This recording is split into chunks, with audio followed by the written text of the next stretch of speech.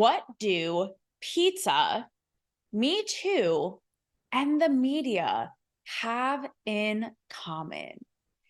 Guess what, folks? Today, in the wonderland of dreams for your ears and eyes, that is Cancel Me, Baby, we are going to tie all of these things together and you are going to find out. So everybody, welcome back. It is me, you, and the continuous cluster F.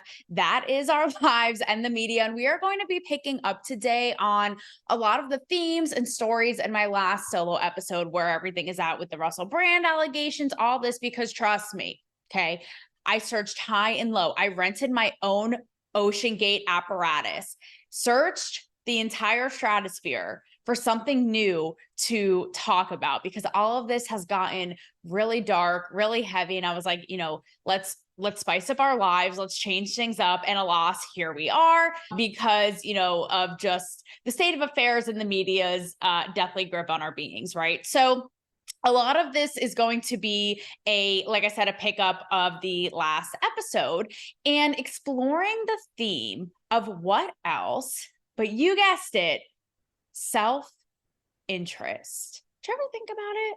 Okay, put your little thinking caps on, because you're about to today.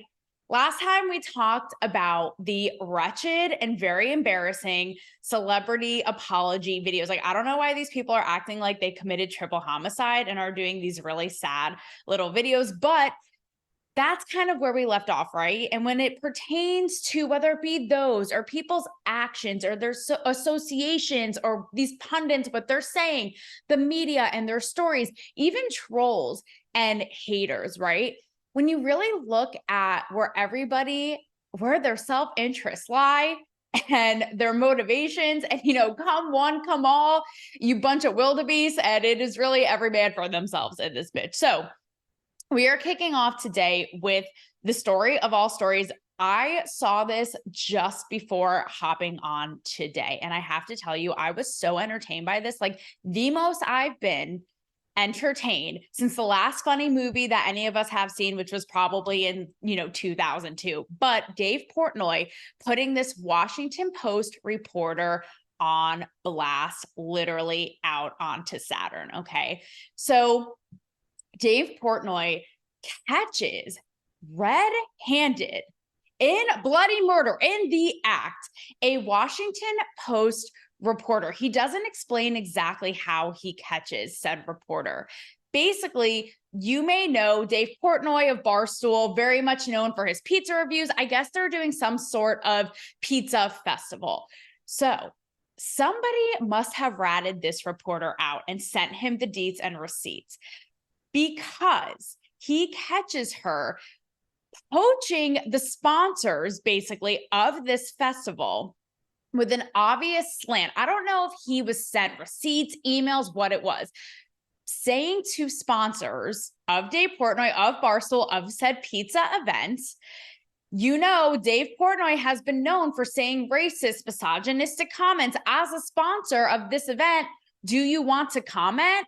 Okay. So obviously has a slant here. My journalism degree is, I am embarrassed by association, but what makes me even more embarrassed, okay, for this state of affairs, is Dave Portnoy having no shame, calls this reporter, records it and tells her he is recording it, and calls her out and puts her on blast. Like I said, it is the most entertaining thing since your elementary school round of Red Rover. I'm not even kidding. And she basically does not know what to do. He is straight calling her out. They go back and forth in this whole thing. She's backtracking and saying things like, as a journalist, this is kind of what we do to get people to open up and have a space to have the floor and talk. And he calls her out point blank for saying, you obviously have a slant here. What about all of the work that I've done for entrepreneurial efforts, for businesses, for keeping pizza,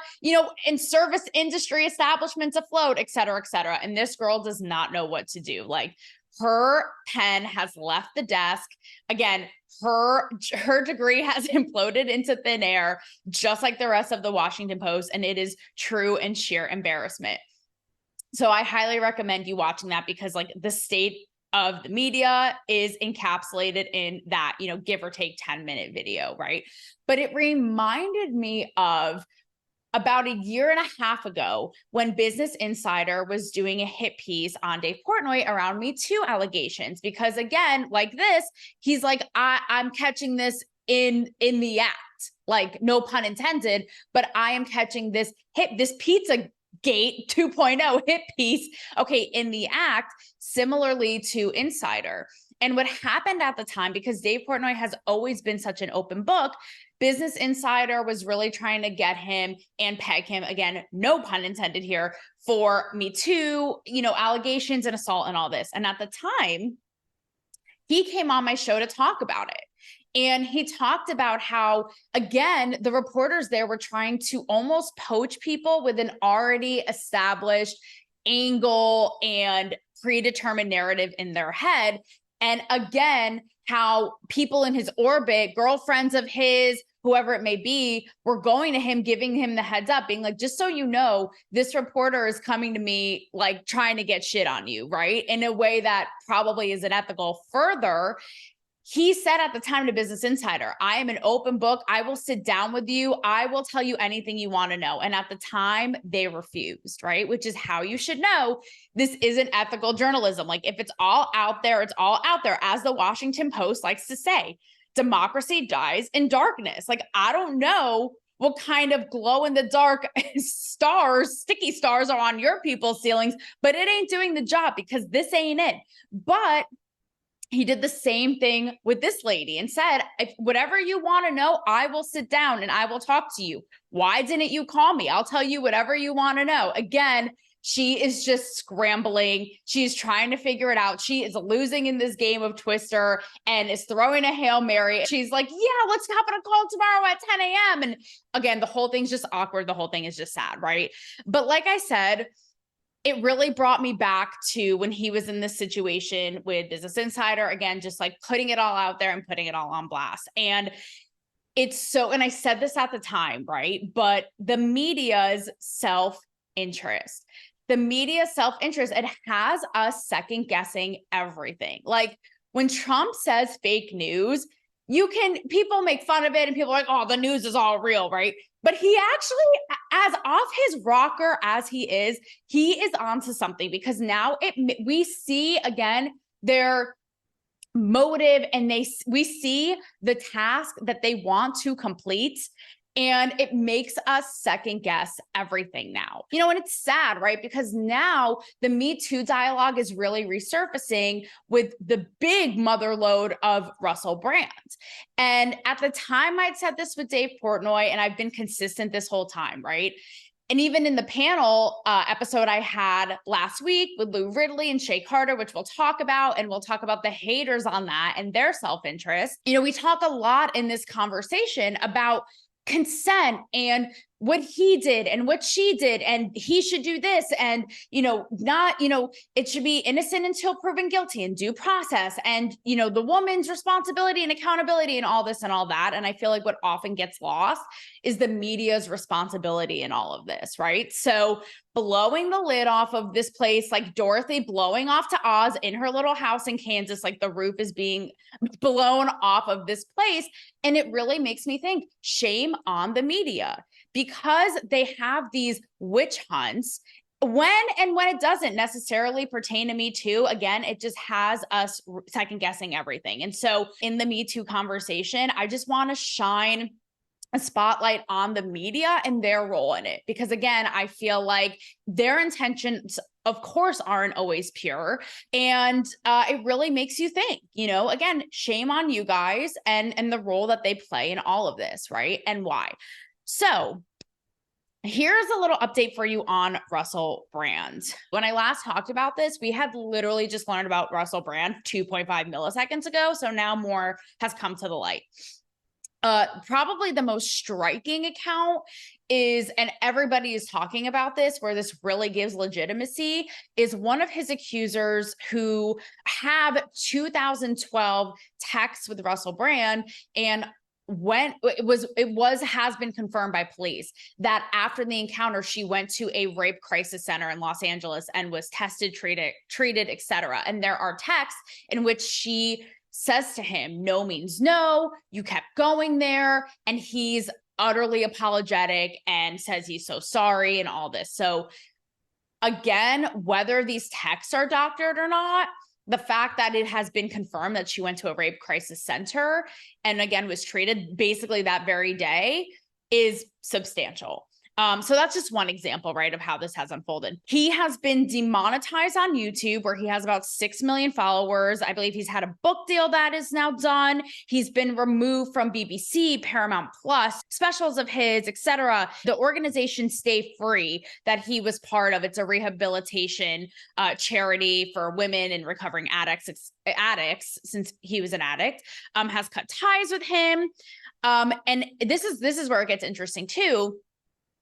He was dropped by an agent. This individual or a representative of this said agency said that they were aware of these accusations as far back as 3 years ago. But that being said, they were extremely, quote, misled by Russell Brand, right? So again, all of these people's motivations and self-interest. You know, it's so easy to look at these big buzzy stories, but when you really boil it down to the human psyche, shit just gets real twisted. What can I say? So this is where it gets really interesting, because Hollywood loves itself. It is giving itself an Oscar. It is giving it, what is it, the EGOT, where you have everything, the whole thing just wiped, the whole shelf to yourself, right, of all of these awards. It is giving itself that all the time and patting itself on the back. Yet, and I was calling this out at the time, and again, in self-interest, we're all preserving their own establishments, connections, celebrities, what have you.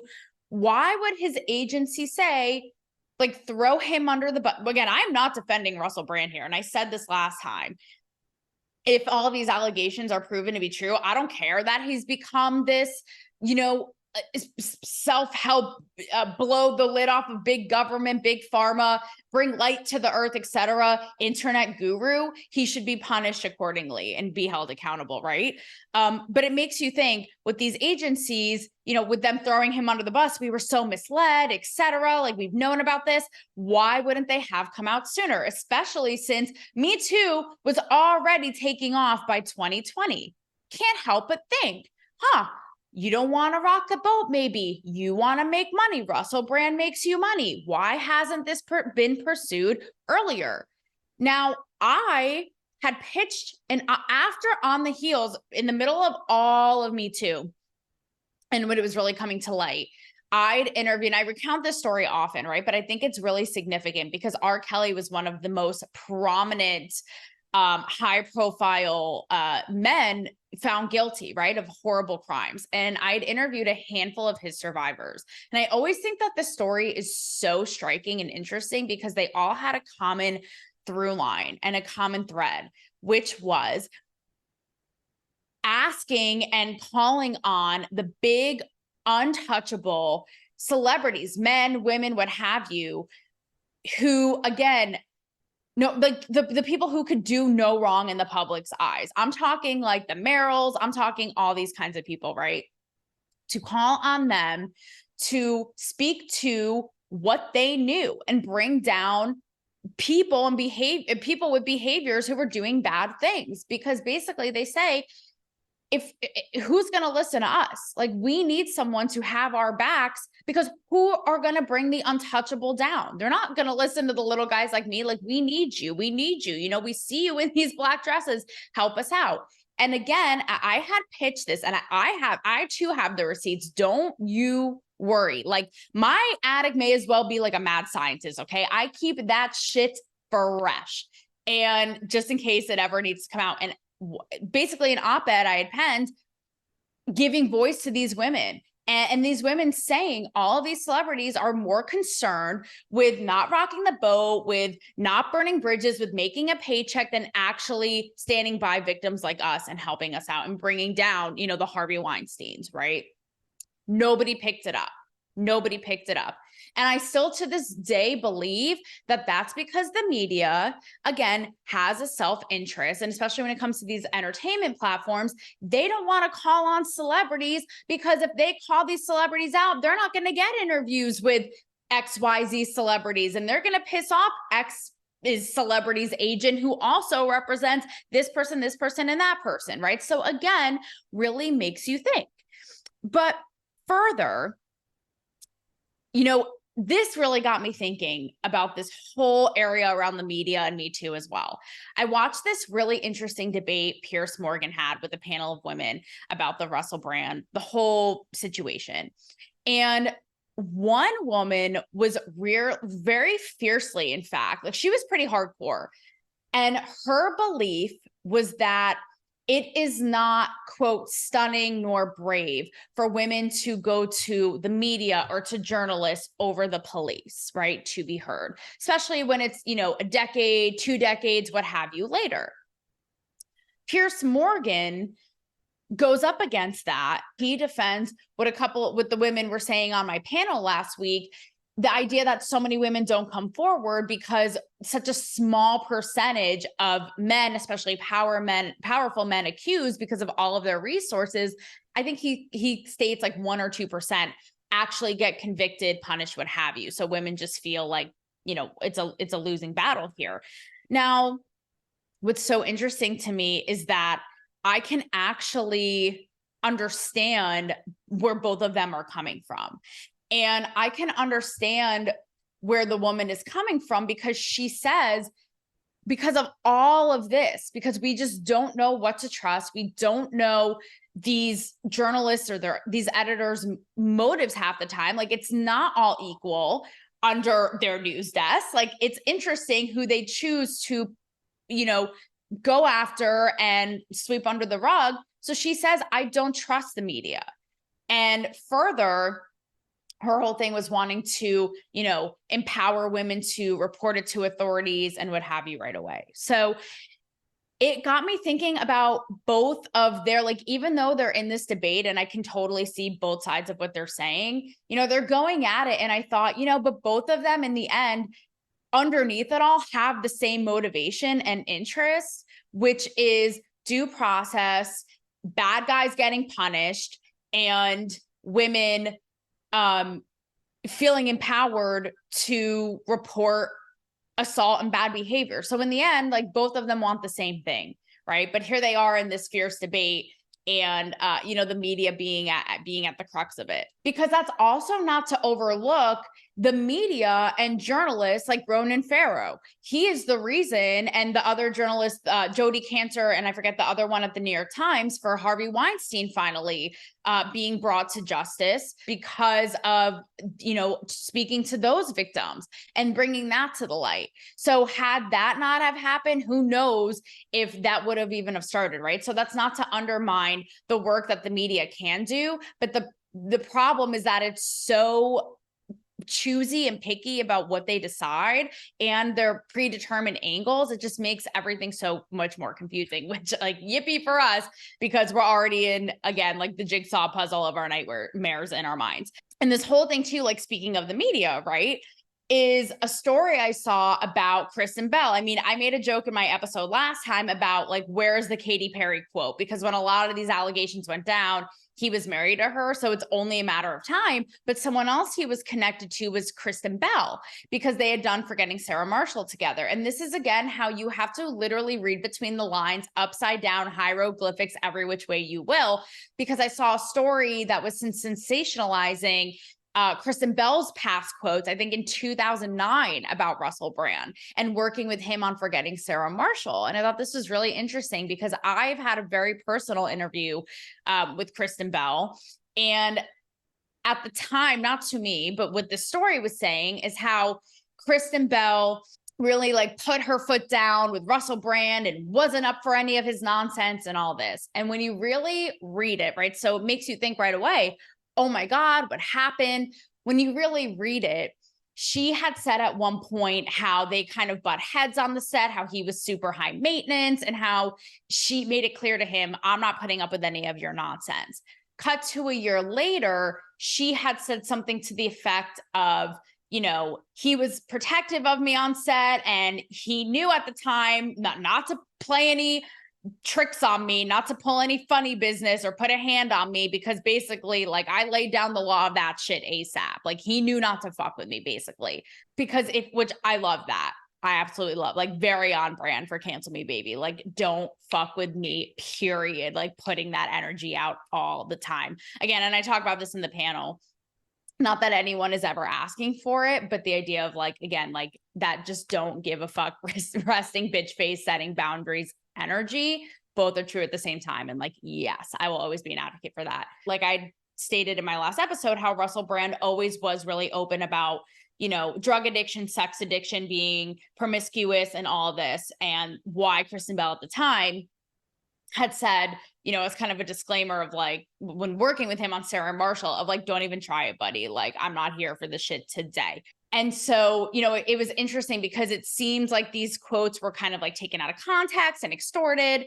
And it seems like it was just a very kind of, like, love-hate, maybe like brother, sister, I don't know. I'm guessing here, right? Relationship, but that nothing was kind of that set in stone. But again, how the media gets you, and you have to really read it and see what happened there. And it made me think of the personal experience that I had with, this is just a little bit of a sidebar, but just to give a little perspective in all of this chaos, with Kristen Bell. And I asked her on a red carpet, funny enough, not knowing any of this, obviously, this was however many years ago, about celebrities, quite frankly, sometimes being egotistical assholes and, like, self-absorbed, and how she and her husband, Dax Shepard, who I had also interviewed that night, who's the nicest guy, are so down to earth and stay above it all.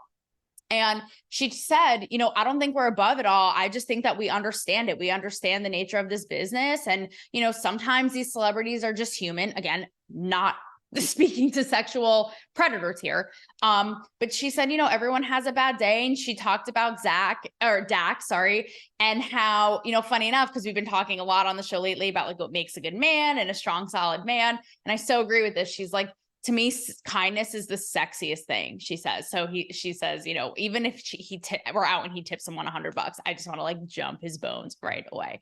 So I really love that, just to bring, like, a little levity, not only to, like, the psychosis of Hollywood, but also the masculinity debate and all this. And, you know, just to, again, give a little nice perspective there of Kristen Bell, my personal encounter. But so, yeah, so I thought that was, you know, really interesting. And just another little, you know, tidbit for you of how to discern, right? You know, when it comes to self-interest too, like, I've been watching a lot of these pundits speaking out about it, and it's very much divided, because from the get-go, you had, like, oh, how convenient. Like, they're going now that Russell Brand isn't this, you know, Hollywood darling, and he's all about, you know, putting all these, like, corporations and, you know, businesses and media and tech and all this on blast, and pharma, like, now suddenly they're going after him and all this, right? With also people who want to see this play out, want him to be held accountable if that's the case, right? Someone I thought had an interesting take was Megyn Kelly. And she basically says, agreeing with what I've said, which is, look, now Me Too, in a way, like, the pendulum has swung a little too far, in that we have a knee-jerk reaction to, it's sad, but to almost be like, oh, I don't know what to believe. This guy isn't guilty just because he's had accusers, etc. But she says, look at this evidence. Look at this woman who was treated at a rape crisis center, et cetera, et cetera. We need to investigate this. Don't have a knee-jerk reaction that this whole Me Too sweep has pushed us to. And she says, we don't need Russell Brand. We have plenty of intelligent, empathetic, kind men out there. We don't need him. And I just thought this was so telling of self-interest and our culture, and maybe just human nature. But I saw a woman in the comments saying, you know, what happens when they come after you? You know, we won't need you either. And I just was like, wow, there it all is in a nutshell. Like, aren't we all getting along? Oh, again, it is. Oh, hello. Just throwing my stuff. It is, like, again, the wildebeest, Lord of the Flies, central over here. Moving on. So again, when it comes to all the discussions between men, women, it going too far, Me Too, etc., Not sure. Maybe some of you by now have listened to the feminism versus male hating panel that I did last week with friends of mine and activists here in Nashville, Shay Carter and Lou Ridley. And I knew that it was going to be a challenge, yet a fulfilling venture, because I know these girls well, and I know that they are on often, I don't want to say extreme, but definitely lie on different sides than I do. We don't agree on everything. And I know they certainly have differing viewpoints on men, women, all of it than I do. But I wanted to sit down and have the conversation because I know that it's so lacking, right? It's like we see all of these talk show hosts and pundits, and I feel like so much of the time, except for the one-offs like the Piers Morgan thing, right? They just invite people on and circle jerk with people that they already agree with. So I really wanted to bring this to light and see what this dynamic is really about. So what's interesting and also kind of sad to me is the blowback and the haters and the comments that are what have you, but a lot of dudes. And it reminds me of the hate I got when I would do my, speaking up and when I was critical of Andrew Tate, those videos.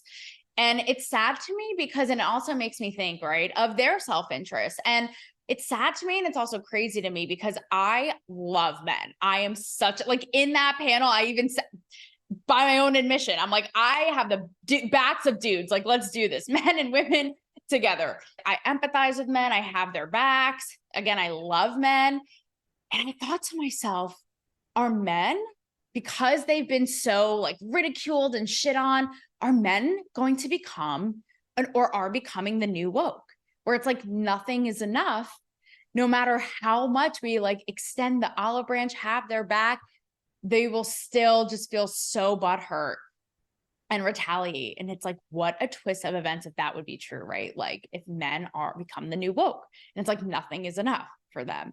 But it's sad. And, it really got me thinking, just like the comments on there were just like asinine and so childish, but it made me think again, it's that same thing with the Andrew Tate theory I have of how, men are just feeling in a way so stomped on and insecure right now that it's like, is this their way to get back and have a voice, right? And feel so on the defensive, even if Shay and Lou, and I can admit this, are a little like hardcore and rough around the edges, right? So maybe it wasn't the most like male friendly, so to speak, as much as I wanted it to be. But again, when it comes to self-interest, it made me think again, underneath it all, I feel like Shay and Lou, the panelists, and underneath, I feel like everybody has the same motivation. Even if the way that they address it is totally different, everybody underneath has the same motivation of men and women being, in their own power and living harmoniously and not being stomped on, not one stomping on the other, but hearing each other and helping each other out and yay, rah, rah, like all living together, right? And I feel like that is the common thread. And yet the way that it's addressed just couldn't be more different, but underneath, the motivation is the same. So, but yeah, so I'm sorry. Like, I don't know. The dudes out there are really mad. They're really angry. And I am sorry about that. But it's also really, it's concerning and it's something to look at. But anyway, so on a lighter note, two fun kind of Hollywood examples that highlight self-interest on the individual level. One is Chris Evans, the face of the Marvel universe, basically Captain America besides Robert Downey with Iron Man. Like he is wearing the stars, the stripes. He just shit out the American flag, like the whole thing. He is the Homelander of the boys, like the face. And I thought that this was so interesting because he talked about, going back to New England. And obviously as a New England gal, I can relate. Where he's from, because Hollywood can just be so toxic. And I really appreciate that he admitted this, but how when he was in the height of it, how his anxiety and his ego ran the show. I mean, can you imagine? I saw my fair share of ego, whether it be like your nameless TikTok influencer, whether it be a Bachelor person, never mind somebody who is the head of the Marvel universe and the face of it, of a huge comic book extravaganza phenomenon. And how he had to leave that environment and move back to New England to be grounded and all this, and may leave acting and all that. And I thought, wow, how interesting. And I really, again, appreciate that transparency in someone that huge, because the truth is, so many celebrities are so insecure. And he even talked about, like, before being on set or promoting a movie, having the anxiety, will it perform well? Like, self-absorbed and insecure. And I appreciated that transparency. Now, on the other end of that, we had Melissa Joan Hart recently come out, Sabrina the Teenage Witch. How could we forget? And she did an interview talking about how, I think when she was like at the height of Sabrina, she had done a controversial, which I saw some of the photos, like she's literally wearing a Snuggie basically, but a controversial Maxim shoot. And the interview, and she obviously had gotten flack for it at the time, right? And which is crazy to me that it's, you know, even was a thing then, still a thing now, like crazy. Again, a bunch of cave people. But the interviewer asked, do you regret it in hindsight, you know, doing that shoot? And I love it. She just owned it. She was like, actually, in hindsight, absolutely not, because I got a lot of buzz and it helped me promote the project I was doing at the time, and completely owned it. And I thought, so on, like, love it. The self-interest was there, is not holding back, is not giving a shit. So on brand for Cancel Me Baby. I loved that. And so tying this all up in the bow that is your Nightmare Before Christmas dreams, thinking about people's, organizations, entities, self-interest, right? Let's take it from the top. 5, 4, 3, 2, 1. Dave Portnoy's self-interest, right? Of clearing his reputation, keeping his business afloat, keeping his business prospects afloat, making money, etc. The media's self-interest, which who even knows anymore? Is it to actually bring a story and truth to light? Is it to bring somebody down who they don't like and is against their narrative and make them look bad? Further, when it comes to media, say organizations and networks dropping people who are come under fire, right? They have advertisers to think about. Again, they have their reputation to think about, right?